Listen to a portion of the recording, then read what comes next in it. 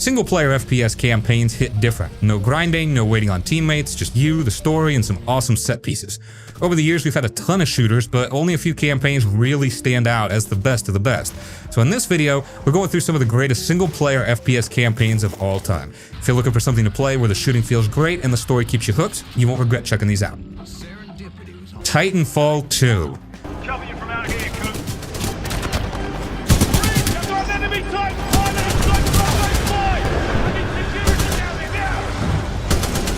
Titanfall 2 is one of the strongest FPS campaigns in recent memory.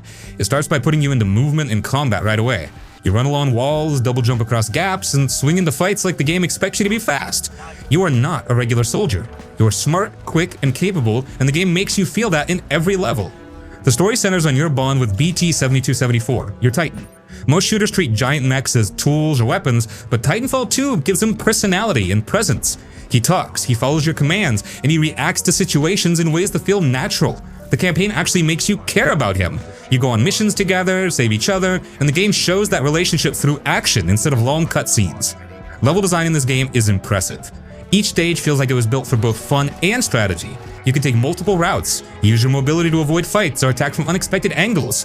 Some sections introduce gravity flipping or moving platforms. These moments change how you approach the level without ever feeling like a gimmick. The environments look clean and futuristic, and each Titan feels heavy and real. You can sense its size and weight when it moves, jumps, or fights. The guns in Titanfall 2 feel satisfying. They have weight and punch. Shooting is never sloppy or dull. You can rely on your weapons whether you're in tight hallways, wide open arenas, or midair during a wall run. The variety of weapons lets you experiment. You find a favorite setup and use it to handle both human and Titan enemies. The pacing of the campaign works well. The game mixes intense combat, set-piece moments, and slower sections where you can follow the story.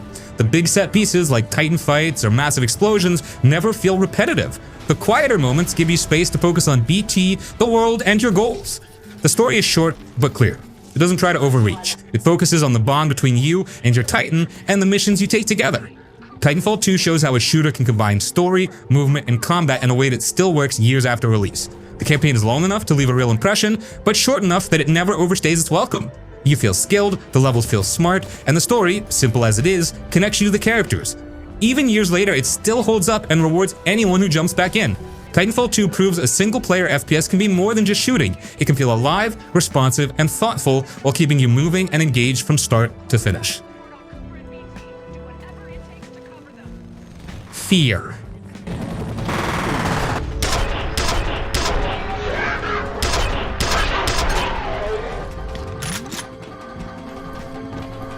F.E.A.R. is one of those shooters that really stuck with me, because it doesn't just throw bullets at you, it plays with your head the whole time. The first thing that stands out is how smart the enemies are.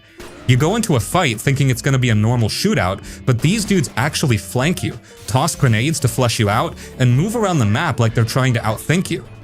You can't just stand there and spray bullets. You actually have to move, use cover, peek corners. It makes every fight feel alive instead of scripted. And the guns, man, the guns hit hard. The shotgun in this game are brutal. You get up close and it feels like the screen just explodes.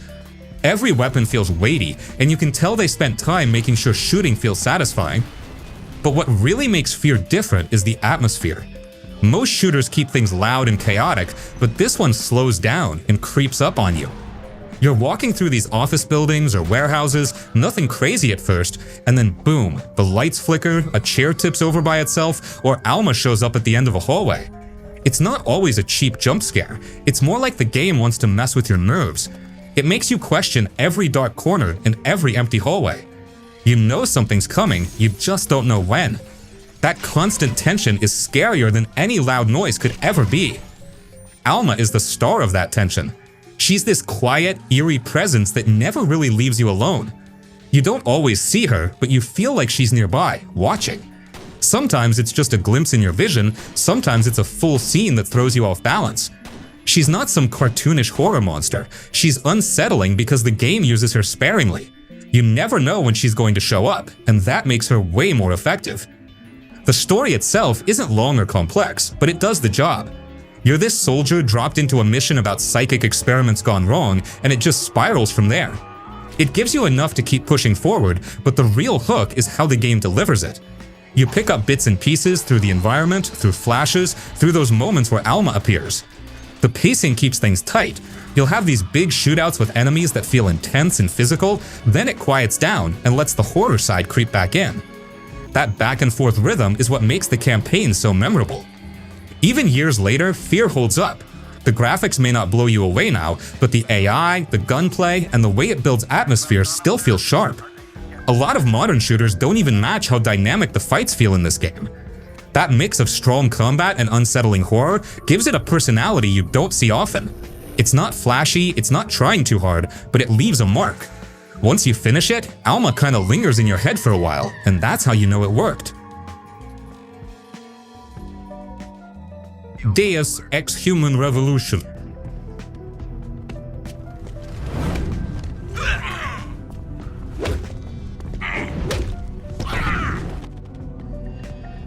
Deus Ex Human Revolution is one of those games that really makes you stop and think while you're playing. It's still a first-person shooter at its core, but it doesn't lock you into just blasting your way through. It gives you choices, and those choices change how the game feels.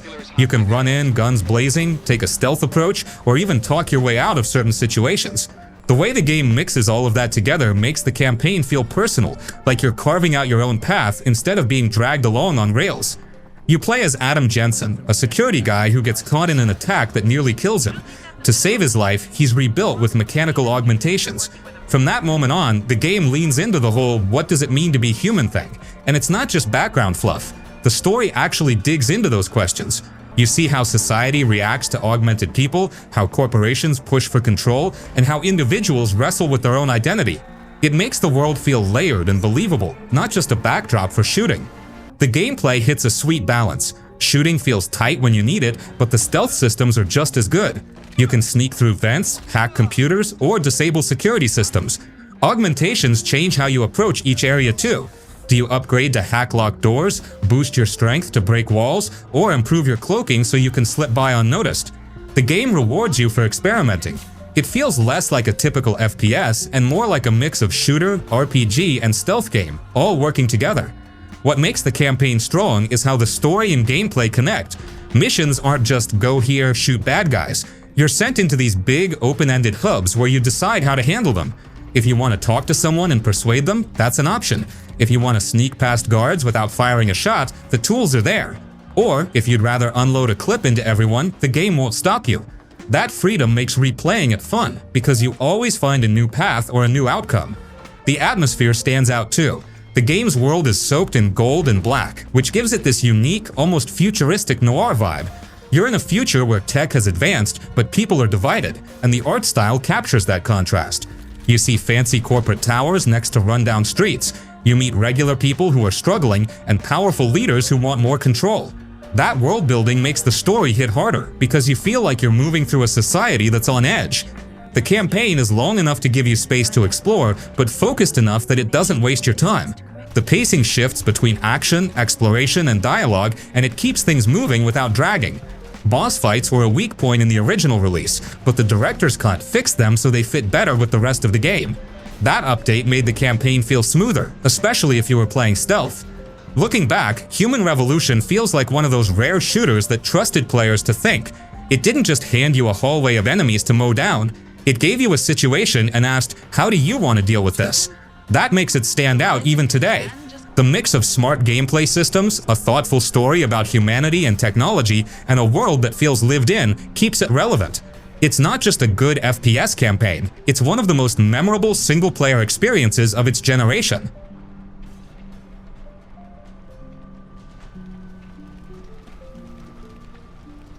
Bioshock.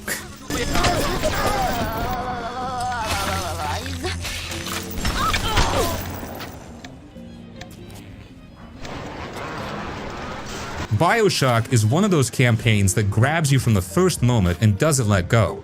You start off on a plane, everything seems normal, then suddenly it crashes into the ocean. You're floating in the water, fire around you, and then you find this mysterious lighthouse. You walk inside and boom, you're on a bathysphere going down under the sea to this secret city called Rapture. That intro alone sets the tone. It's mysterious, it's creepy, and it makes you want to know what the hell is going on. Rapture itself is the star of the game. It's this massive underwater city built by a guy named Andrew Ryan who wanted to create a place free from government and religion, a city where people could do whatever they wanted. Sounds cool in theory, but when you get there, it's a wreck. The place has fallen apart, people went too far with their experiments, and now you've got mutated citizens called splicers roaming the halls, talking to themselves, laughing in the dark, and attacking you on sight. Walking through Rapture feels like stepping into a world that once thrived but is now rotted, and that atmosphere stays with you. The gameplay mixes shooting with powers called plasmids. You're not just firing guns, you're shooting fire from your hand, freezing enemies solid, or electrocuting them while they're standing in water. It creates this cool layer of strategy. You can walk into a fight and set up traps, lure enemies into water, or combine weapons and powers in creative ways. It's not just a straightforward shooter, it's a game that gives you tools and lets you decide how to use them. The story is where Bioshock becomes legendary. On the surface, it's about surviving in this ruined city and figuring out what went wrong. But it also pulls you into deeper questions about freedom, control, and choice. Andrew Ryan, the guy who built Rapture, isn't some cartoon villain. He's a character with a vision, and the game forces you to confront what that vision looks like when it falls apart. Also, the pacing of the campaign is spot on.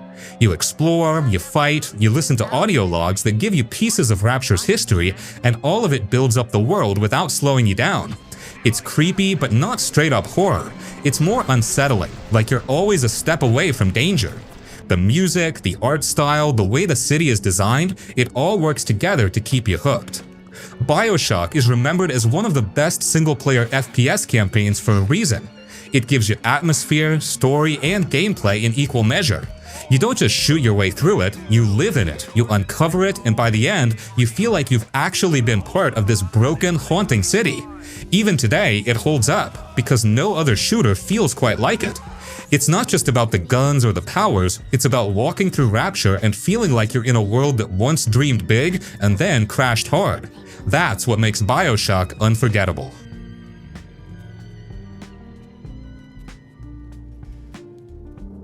Wolfenstein II: The New Colossus.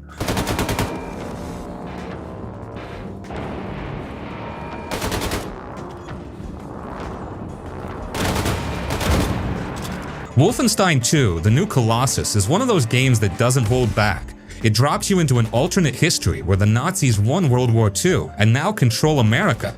That setup alone is wild, but the game doesn't waste time over-explaining. It just pushes you right into this messed up version of the US, and it works because it's both familiar and disturbing at the same time. You're fighting through streets, towns, and places that should feel normal, but they're twisted by Nazi propaganda and control. That contrast makes the story hit harder.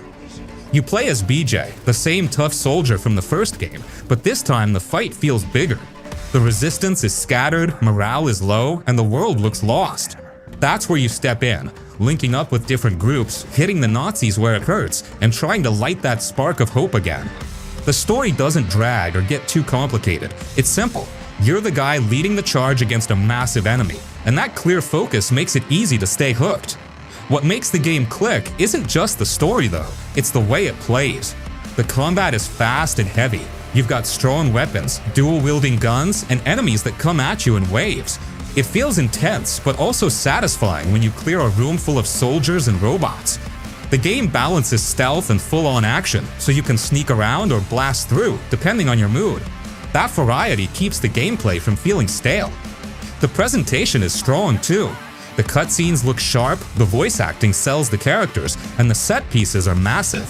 One moment you're storming Nazi bases, the next you're on missions that feel almost too big to believe. The game never slows down for long, and that steady pace makes it easy to keep playing for hours. Wolfenstein II doesn't try to be some deep, complicated story about war. It's a straightforward fight against a brutal enemy, told with style and energy. The action carries it, the world feels alive, and the story gives enough weight to make the battles matter. It's a game that knows exactly what it wants to be, loud, fast, and fun, and it sticks to that the whole way through. Metro Exodus.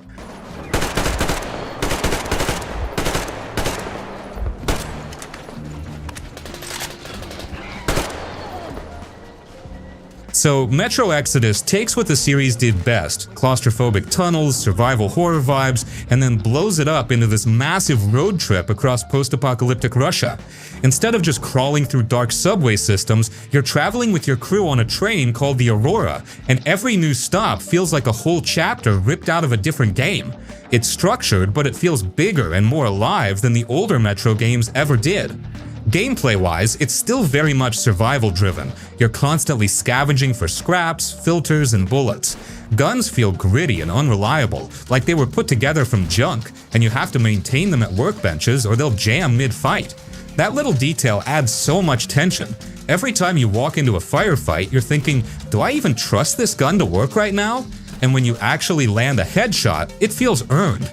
The open areas are where the game really shines. You'll get dropped into a snowy Volga region with frozen rivers and cultists, then later you're trudging through a dried-out desert full of bandits and mutant creatures, and then a creepy swamp where radiation and monsters keep you on edge. Each zone has its own story, its own characters, and its own threats. It never feels like a copy-paste open world. You're basically living through short, self-contained chapters inside a bigger journey. Stealth and combat both matter here. You can sneak through camps, blowing out lanterns and silently knocking guys out, or you can go in guns blazing. But the game punishes you for being reckless. Ammo is limited, enemies hit hard, and sound attracts more trouble than you want. It always keeps you in that survival mindset. And then, outside of fighting, you're dealing with gas masks fogging up, radiation zones, and weather shifts. When a storm rolls in, the atmosphere is so thick it feels like the world itself is trying to kill you. But what makes it hit harder is the human side. You're not alone anymore. You're traveling with a crew that feels like family. You see them eating, talking, telling stories on the train between missions, small cutscenes, little conversations. They give weight to why you're risking everything. Artyom barely speaks, but the people around him react to your choices, and those choices ripple into the ending.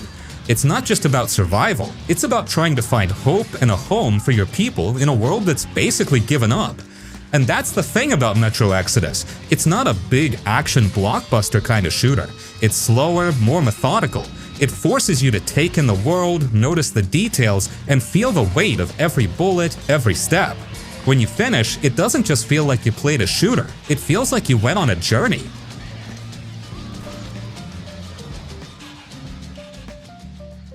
Far Cry 3.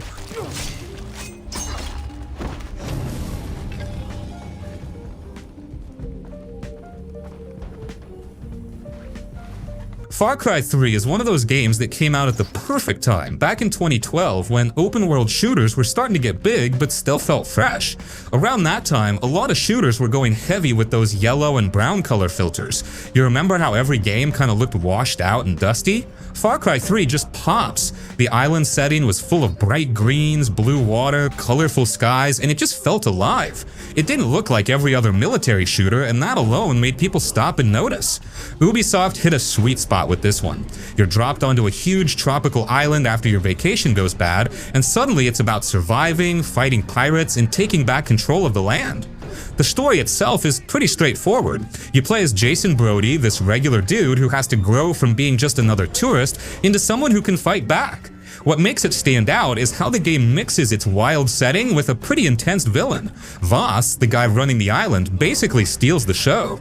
His whole performance, the way he talks and acts, became one of the most memorable villains in gaming. But beyond the story, the gameplay is what really made people sink hours into it. You had this huge island to explore, filled with outposts, wildlife, and all kinds of chaos. Taking over outposts became one of the most addictive things to do, sneaking in with a bow, setting animals free from cages, or just going loud with an assault rifle. The game let you approach fights however you wanted, and that freedom felt awesome back then. Hunting animals wasn't just a side thing either, it actually mattered. You needed hides to craft bigger ammo pouches or carry more gear, which gave you a reason to go off the main path and mess around with tigers or sharks. And like I mentioned before, visually, it stood out a lot for its time. Around then, a lot of shooters were leaning on that washed-out yellow or brown filter look. Think of games like Call of Duty, Modern Warfare 2, or Battlefield 3. Far Cry 3 flipped that by going bright and colorful. The beaches, the jungles, the clear water, it just popped on screen. It made the island feel alive, especially with the dynamic weather and day-night cycle. Running through tall grass in the daytime looked completely different from sneaking at night with a flashlight. The world design also deserves some credit. The island wasn't just a backdrop, it felt dangerous and unpredictable. You could be heading to a mission and suddenly get attacked by a random tiger, or see a patrol driving by that throws everything off. It kept you on your toes, and that mix of freedom and danger gave the world personality that a lot of other shooters didn't have at the time. So yeah, Far Cry 3 wasn't just about its story or one villain, it was about how the entire package came together. The big open island, the freedom in gameplay, the survival and crafting systems, and the bright visuals that broke away from the trend of gritty filters. It became the blueprint for pretty much every Ubisoft game after it, for better or worse.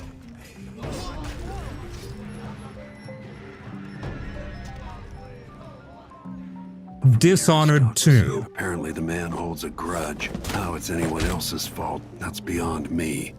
But one way or another, Ramsey is too dangerous to be left in play. This game stood out at the time because it gave players something a lot of other first-person games weren't really doing: total freedom in how you approached missions. You could play as Corvo, the returning character from the first game, or his daughter Emily Coldwin, and both of them had completely different sets of powers. Emily had stuff like Domino, which let you link enemies together so whatever happened to one happened to all of them, while Corvo had his classic blink teleport and time manipulating tricks. The powers weren't just flashy gimmicks, they actually shaped how you played. You could sneak around without ever being seen, knocking out guards one by one, or go in loud, using your powers and weapons to cause chaos. The level design is really where Dishonored 2 flexes though. Arcane Studios went all out making missions that felt alive and unique. The Clockwork Mansion is probably the most famous level, where you can literally shift walls and rooms around like some giant mechanical puzzle box. Then there's the A-Crack and the Slab mission, where you get an item that lets you flip between two different timelines instantly, using the past and present to move through spaces and outsmart enemies. These levels weren't just cool set pieces, they were playgrounds that encouraged you to experiment and find your own solutions. Visually, the game kept that painterly oil painting style from the first game, but cranked up the detail. Instead of the usual brown and gray tones a lot of games had at the time, Dishonored 2's world of Karnaca was bright, sun-soaked, and Mediterranean-inspired. It felt different from the grim industrial Dunwall from the first game, which made the whole experience feel fresh. Gameplay-wise, it's still first-person stealth mixed with combat, but what makes it special is how the systems all connect. Guards react to sound, light, and movement. Your powers mix with the environment in unexpected ways. And because you can finish the game without killing a single person, or by leaving nothing but bodies in your path, the replay value is super high. Even the story shifts depending on how violent or merciful you are, which was a big deal for an FPS-style game at the time. And let's not forget, most FPS campaigns are kinda straightforward. Shoot bad guys, go forward. Dishonored 2 was one of those rare ones that trusted the player to be creative. It's not about just aiming and shooting, it's about thinking through situations, playing with your powers, and exploring a world that feels handcrafted instead of cookie cutter.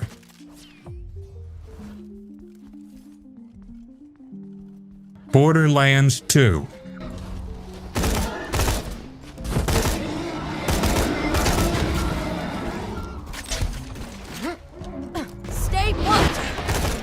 Borderlands 2 is one of those games where the story isn't told in your usual straight-line mission-to-mission style like Call of Duty or Titanfall 2. Instead, it's this giant chaotic road trip across Pandora.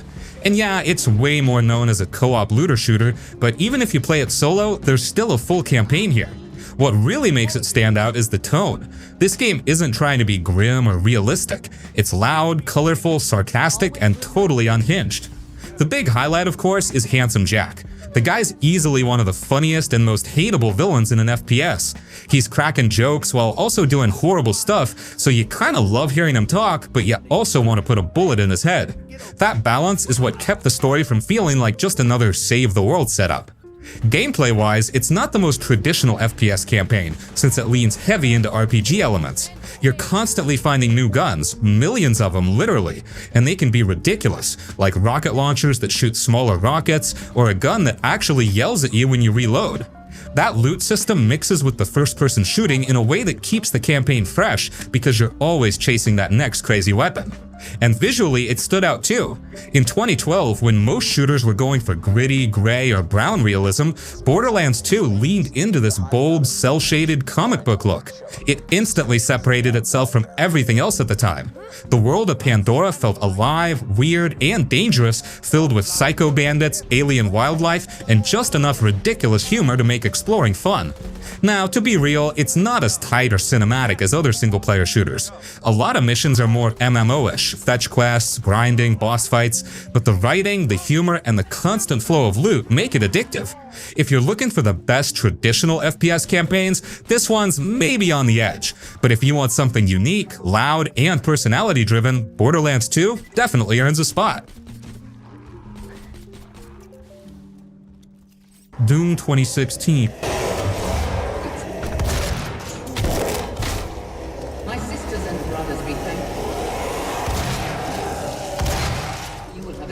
Like, remember when shooters weren't about sitting behind cover and waiting for your health to regenerate? Doom rips that whole system apart. You can't camp, you can't hide, the game literally forces you to push forward. If you need health, you don't sit back, you rip a demon in half and it drops out of them. So when this thing dropped, people were kind of worried. Doom is a legend, right? It basically made shooters what they are today, so messing with it felt risky. But id Software just said, nah, we got this, and gave us one of the most satisfying single-player campaigns in years. The second you wake up as Doom Guy, rip a demon's head off, and toss the monitor when Samuel Hayden starts talking, you already know this ain't gonna be some slow build-up. The game just throws you into the fire. What's cool about Doom 2016 is how it rethinks FPS combat. Most shooters at the time were about hiding behind cover, reloading, piecing out, repeat. This game said, nah, cover is for cowards, and forced you to play aggressive.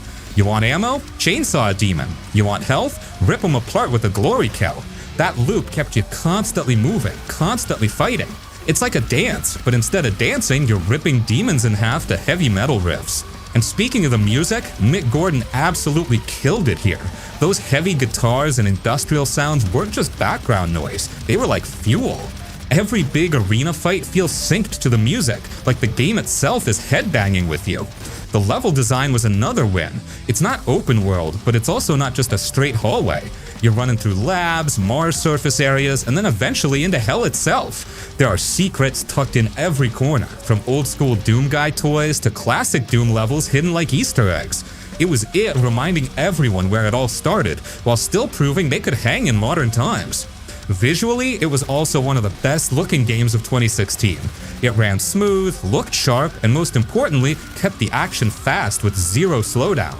The animations on demons, the gore, the glowing hell energy stuff, it all had this crisp, clean look that still holds up today. What I personally love is how it respects the player. There's barely any cutscenes, no sit still and listen to NPCs talk for 20 minutes. Doom Guy literally punches the exposition away. You don't need a long speech about demons invading Mars, you get it the second you see an imp crawling at you. The game trusts you to just play and figure things out through pure chaos. By the time you're fully loaded with weapons, the shotgun, plasma rifle, Gauss cannon, you're basically this unstoppable force.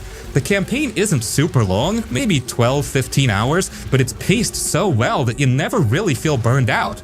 And honestly, it's one of the few shooters where replaying the campaign feels just as fun as the first time, because the combat is that tight. It's not some super deep narrative-driven experience like Bioshock or Metro, but it doesn't need to be. It's pure, raw gameplay done at its absolute peak, and that's why it still stands out almost a decade later.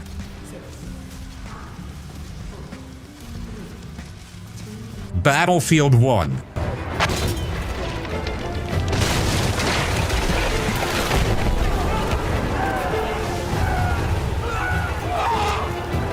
When this dropped back in 2016, it honestly blew people's minds. Most shooters at the time were going futuristic, wall running, jetpacks, laser guns, and then DICE just went, nah, let's go all the way back to World War I. It was such a risky move, but it paid off huge. The game looked insane for its time. Like, even now, people still boot it up just to stare at the graphics. Explosions, weather effects, the detail on the weapons, everything just screamed next-gen back then. When a Zeppelin would catch fire and crash down across the battlefield, it felt like you were watching a war movie play out in real time. The campaign wasn't your typical long single narrative either. Instead, they split it into these smaller war stories, each giving you a little slice of World War I from different perspectives. A tank crew, a fighter pilot, an Italian mountain soldier, a Bedouin rebel fighting alongside Lawrence of Arabia. They weren't super long, but they were really well put together and gave you a taste of different styles of gameplay. One mission, you're sneaking around with old rifles and sabers in the desert. The next, you're flying a biplane through the clouds dodging flak fire. It kept things fresh instead of dragging. And gameplay-wise, Battlefield 1 had that classic big, chunky feel to the guns. The recoil, the reload animations, the sound design, everything just felt heavy and grounded. Like firing a bolt-action rifle actually made you think about every shot. Explosions would shake the screen, dirt would kick up in your face, tanks would roll over trenches. It really sold that chaotic, brutal vibe of WW1 combat. What also made it stand out at the time was how clean the presentation was. A lot of shooters back then were kinda samey with that washed out, gritty filter, but Battlefield 1 had these vibrant, almost cinematic colors. The deserts looked golden, the forests lush and green, the snow maps blindingly white. It was beautiful but terrifying, because you're running through these gorgeous landscapes while absolute chaos is erupting all around you. So yeah, while most people remember Battlefield for the multiplayer, which was awesome in this one, the campaign shouldn't be slept on. It might not be super long, but the variety, the insane visuals, and those holy crap moments like a Zeppelin falling from the sky made it way more memorable than it had any right to be.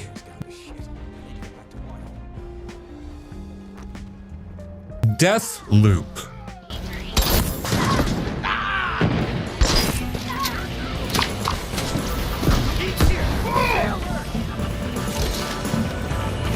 This one's interesting, because on the surface, it looks like just another shooter with a gimmick, but once you actually play it, you see why it stands out. The whole setup is that you're stuck on this island called Black Reef, trapped in a time loop. You wake up as Colt, and the only way to break free is to take out 8 visionaries in a single loop before the day resets. If you mess up, boom, back to the start. What makes it fun is how Arcane, the guys behind Dishonored, really leaned into player freedom. You don't just run from mission to mission in a straight line. Instead, the game gives you 4 time periods in a day: morning, noon, afternoon, and night, and 4 districts to explore. Each time slot changes the world, enemy placements, and even character routines. So you're constantly learning, okay, this guy is here in the morning, but if I do this, I can move him later and line up 2 kills at once. It feels like solving a big puzzle, but with guns, gadgets, and chaos. The shooting itself feels great. You've got everything from silenced pistols for sneaky runs to wild, powerful shotguns for when things go loud. On top of that, there are the powers, basically evolutions of what Arcane already did in Dishonored. You can teleport short distances, toss enemies around with telekinesis, go invisible for sneaking, and more. Combining those abilities with the guns makes combat feel unpredictable in the best way. You can play it clean, or you can completely break the game with creative combos. Graphically, Deathloop isn't chasing realism like a Battlefield 1. Instead, it has this really stylish retro 60s aesthetic. Everything from the posters on the wall to the music has this funky, psychedelic vibe. It feels unique, like you're in some weird mix of spy movie and sci-fi experiment. The art direction makes the world pop, and it keeps the vibe from feeling like just another gray shooter. The story side is a bit different too. It's not a super heavy emotional campaign like Bioshock Infinite or Titanfall 2, but it's very character-driven. Colt and Juliana, who hunts you across the island, constantly banter over the radio, and that gives the game a lot of personality. Their back and forth keeps things fun, especially since Juliana can actually invade your game, either AI or another player, and hunt you down while you're trying to set up your kills. That adds a whole extra layer of tension. So yeah, Deathloop is one of those games that takes a risk with structure and actually pulls it off. It's stylish, it's clever, and it gives you the tools to mess around however you want. The campaign is basically one big sandbox puzzle where you keep learning, experimenting, and slowly piecing everything together until you finally crack the loop. Crysis Remastered.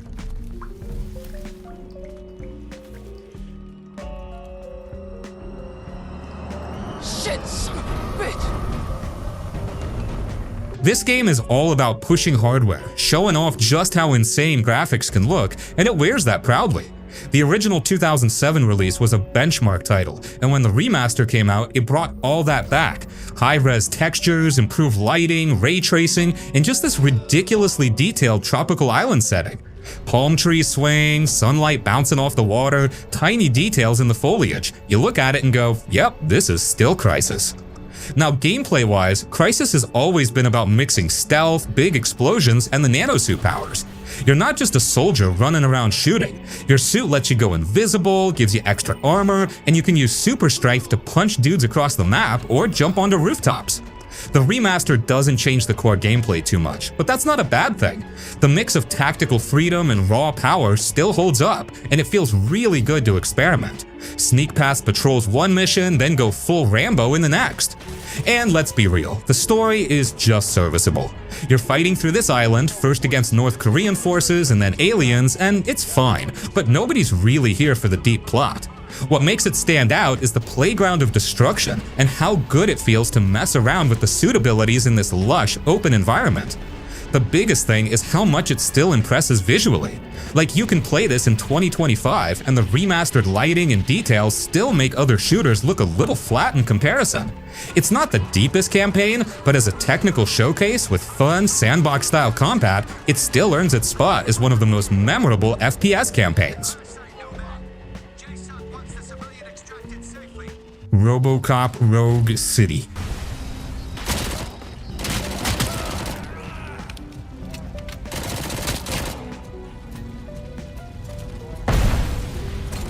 So here's the deal with RoboCop Rogue City. It surprised a lot of people. When this game dropped, no one was expecting it to actually feel like RoboCop. Like, it could have easily been some clunky, low-budget shooter, but instead, it really nails that feeling of being this unstoppable tank in a messed-up cyberpunk Detroit. You're slow, you're heavy, but when you pull that trigger, man, the guns feel like cannons. The Auto 9 pistol is basically the star of the show. Every shot has weight to it, enemies go flying, and you're constantly reminded, yeah, you're not some soldier dude, you're RoboCop. The campaign is kind of a mix between old-school linear levels and these semi-open hubs where you can do side stuff. It's not huge or bloated like modern Ubisoft games, but it gives you just enough freedom to mess around, talk to civilians, and feel like you're really patrolling the streets. One mission you're blasting through drug gangs, the next you're solving smaller crimes like traffic disputes or helping a citizen. That balance actually makes you feel more like a cop and less like a one-man army, even though you absolutely are one when firefights break out. And the story is surprisingly solid. They got Peter Weller back to voice RoboCop, which instantly makes it feel legit. It's got that 80s style satire, dark humor, and corporate corruption storyline that made the original movies so iconic. It doesn't go too far into edgy or overly modern writing, it just feels like a proper continuation of those films. Visually, it's nothing mind-blowing like Crysis, but it looks good enough. The atmosphere of Detroit is grimy, neon-lit, and just dirty in the right way. Explosions, gunfire, and RoboCop stomping through walls all feel satisfying. It's not a perfect game, the animations are a bit stiff, and yeah, you're slow, but that's part of the design. You're supposed to feel like a walking tank, not a Call of Duty speedrunner. For fans of single-player FPS campaigns, this one was a surprise win. It's not super long, it doesn't overstay its welcome, and most importantly, it gives you that power fantasy of being RoboCop in a way no other game ever did right.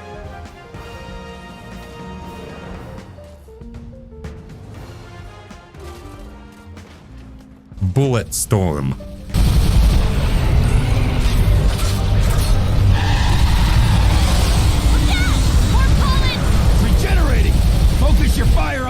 This one's kind of funny because when it came out back in 2011, it didn't really blow up like Call of Duty or Halo, but man, if you actually played it, you know how different and fun it was.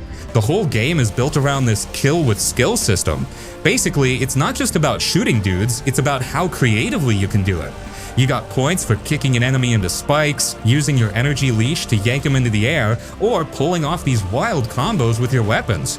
And those points weren't just for bragging rights, they actually let you upgrade your guns and buy more ammo. So the game literally rewarded you for playing in the most chaotic, stylish way possible. The weapons themselves were straight up ridiculous too. You had the 4-barrel shotgun that could turn enemies into chunks, a sniper rifle where you could steer the bullet mid-air, and the iconic leash that let you drag enemies around like ragdolls. Even the pistol felt beefy. Every gun just had that over-the-top punch to it, which made experimenting with the kill combos way more addictive than your standard FPS. On the campaign side, the story followed Grayson Hunt, a drunk, washed-up space pirate basically out for revenge, and it's just as over-the-top as the gameplay. It's not super deep or emotional like, say, Metro or Far Cry, but it doesn't really need to be. It's loaded with dark humor, cheesy one-liners, and just enough plot to keep you moving through all these insane set pieces. Like one minute you're fighting through a city overrun with mutants, the next you're controlling a giant robotic dinosaur that destroys everything in sight. It's a campaign that never really slows down. Visually, for the time, it was actually pretty solid too.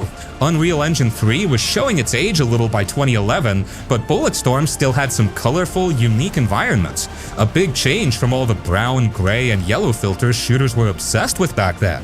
It had this almost comic book energy to it, with bright explosions, crazy enemy designs, and just enough sci-fi flair to make it stand out. It didn't get the love it probably deserved, but honestly, Bulletstorm was ahead of its time. It dared to be goofy and creative when most shooters were trying to be as serious and realistic as possible.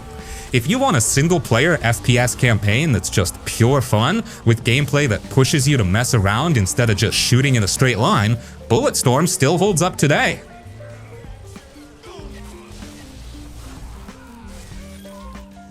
Battlefield Bad Company 2.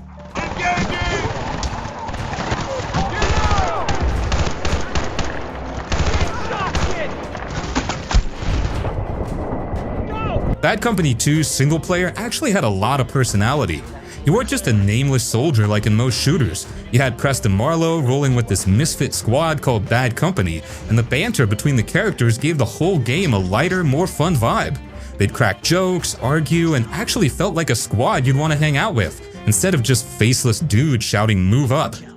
Gameplay-wise, it was classic Battlefield but tightened for single player. Huge destructible environments with that Frostbite engine. Back then, blowing up a whole building with a grenade launcher or tank felt mind-blowing. Cover wasn't permanent, which forced you to stay on your toes, and it gave firefights this chaotic, cinematic feel.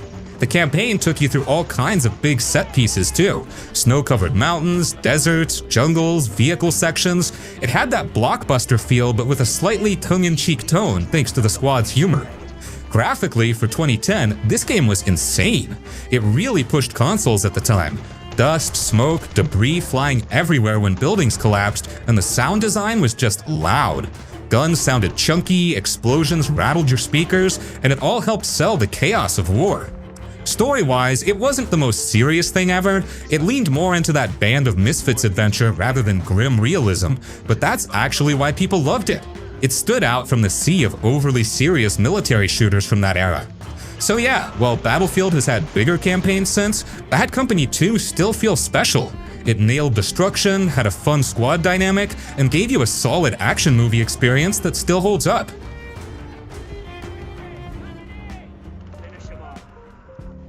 Rage 2.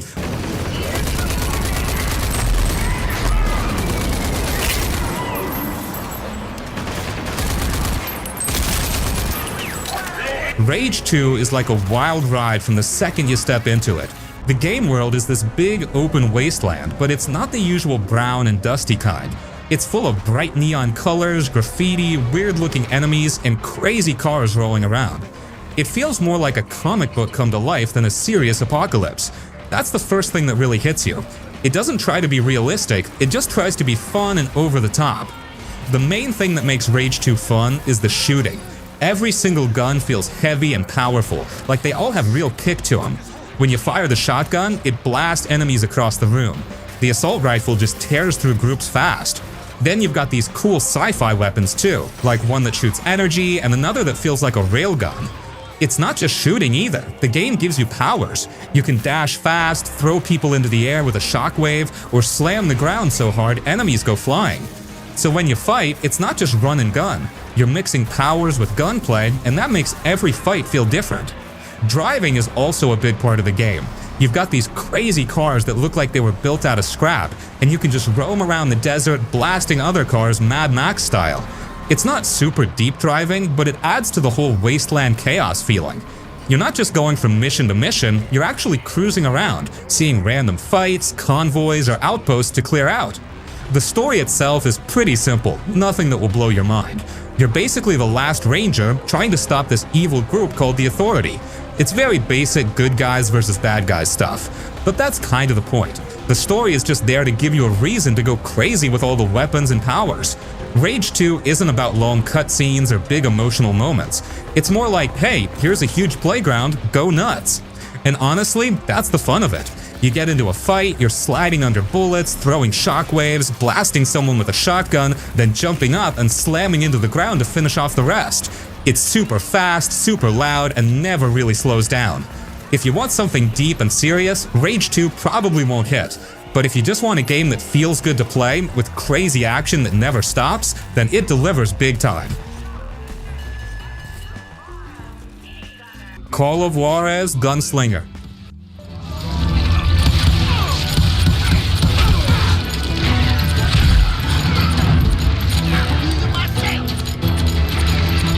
You're in an old saloon, whiskey glasses clanking, folks hanging around listening to this old bounty hunter, Silas Greaves, spin wild stories about his past.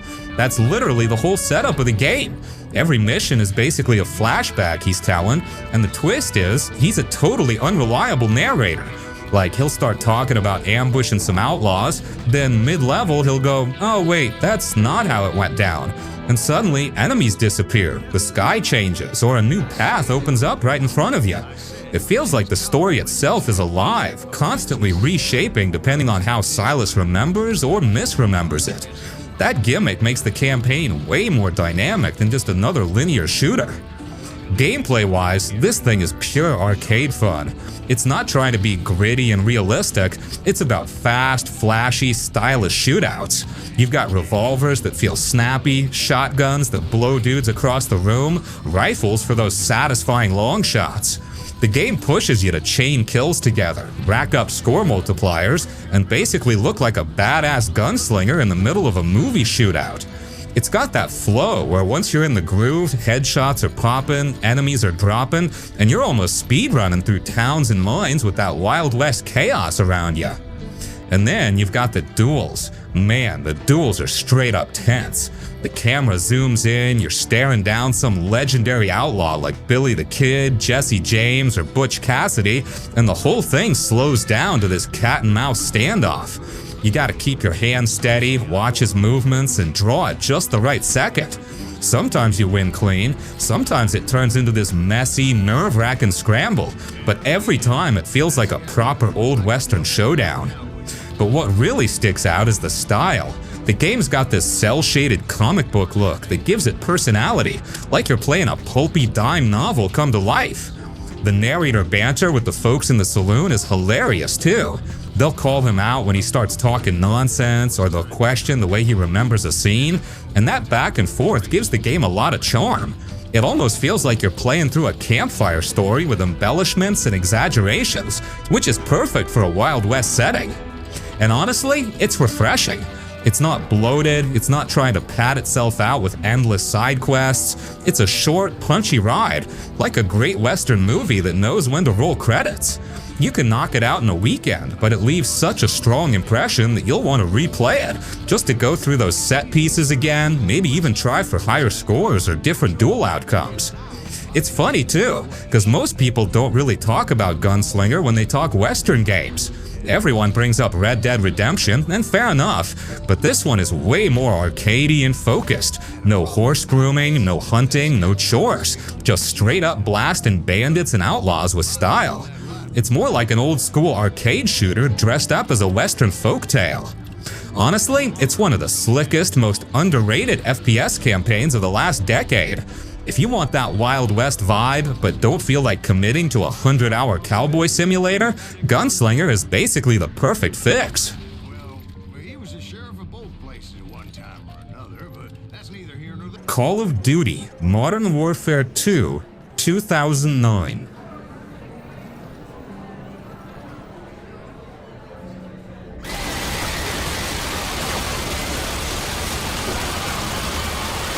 Like, when people talk about peak Call of Duty, this is the one they're thinking of. It's just non-stop, balls-to-the-wall action. Modern Warfare 2 is one of those campaigns that just flows really well. It's not super long, but every mission feels different enough that you're never bored. Some levels are quiet and tense, where you're sneaking around, watching enemy patrols, and trying not to get spotted. Other missions throw you right into full-on battles with lots of explosions, vehicles, and gunfights. The variety keeps things moving and makes it feel like a proper story instead of just a bunch of shooting. The shooting itself feels solid.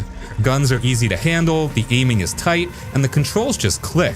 You can move through a level smoothly, peek around corners, and actually feel like you're in control. The game also throws in vehicles sometimes, driving jeeps, riding on snowmobiles, even flying helicopters.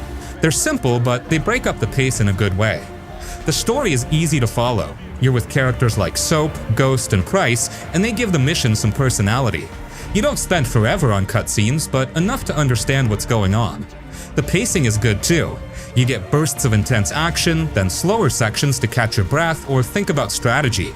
The game doesn't overstay its welcome. It's tight, focused, and leaves you remembering the missions without feeling like a slog. Overall, Modern Warfare 2 is a campaign that works because it's simple, solid, and well-designed.